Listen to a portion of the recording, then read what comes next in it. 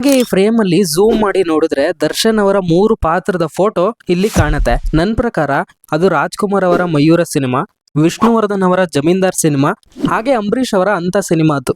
ಇನ್ನೊಂದು ಫ್ರೇಮ್ ಅಲ್ಲಿ ನಾಗರಹಾವು ಸಿನಿಮಾದ ಪೋಸ್ಟರ್ ಕಾಣುತ್ತೆ.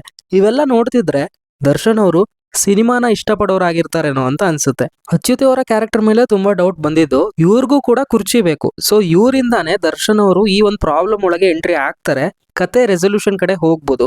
ಮತ್ತೆ ಅಚ್ಯುತ್ ಅವರ ಕ್ಯಾರೆಕ್ಟರ್ ಇಂದಾನೆ ಸ್ಟೋರಿಲಿ ಟ್ವಿಸ್ಟ್ ಅಂಡ್ ಟರ್ನ್ಸ್ ಬರ್ಬೋದು ಅಂತ ನನಗೆ ಅನ್ಸುತ್ತೆ.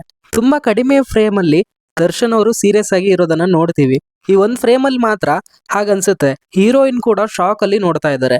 ಮೇ ಬಿ ದರ್ಶನ್ ಅವರ ರಿಯಲ್ ಕ್ಯಾರೆಕ್ಟರ್ ರಿವೀಲ್ ಆಗ್ಬೋದು ಆಗ. ಇನ್ನು ಗಿಲ್ಲಿ ಅವರು ದರ್ಶನ್ ಅವರ PA ಆಗಿರ್ಬೋದೇನೋ. ಟೀಸರ್ ಅಲ್ಲೂ ಹಾಗೆ ಟ್ರೈಲರ್ ನ ಈ ಫ್ರೇಮ್ ಅಲ್ಲೂ ಈ ಕ್ಯಾಮ್ರಾ ಕಾಣುತ್ತೆ. ಯಾಕಿರ್ಬೋದೋ ಗೊತ್ತಿಲ್ಲ. ಟ್ರೈಲರ್ ಅಲ್ಲಿರೋ BGM ವರ್ಕ್ ಆಯ್ತು, ಬಟ್ ಟ್ರೈಲರ್ ಇದೇ ತರ ಕಟ್ ಆಗ್ಬೇಕು ಅಂತ ಮಾಡಿದ್ರೆ ಪಕ್ಕಾ ಸಿನಿಮಾದಲ್ಲಿ ಇನ್ನ ಸಾಕಷ್ಟು ವಿಷಯಗಳು ಇರ್ತವೆ. ಬಿಕಾಸ್ ಇದು ಪೊಲಿಟಿಕಲ್ ಡ್ರಾಮಾನ, ಕ್ಯಾರೆಕ್ಟರ್ ಡ್ರಿವನ್ ಸ್ಟೋರಿನ ಗೊತ್ತಾಗ್ತಿಲ್ಲ. ಎಲ್ಲಾ ಕಡೆ ನೋಡಿ ಹುಡುಕ್ತಾಗ ಈ ಎಲ್ಲ ವಿಷಯಗಳು ಅನ್ಸಿದ್ವು. ಟೀಸರ್ ಅಲ್ಲಿ ಬೇರೆ A man with A deep past and now with A crazy present ಈ ಟೆಕ್ಸ್ಟ್ ಇತ್ತು.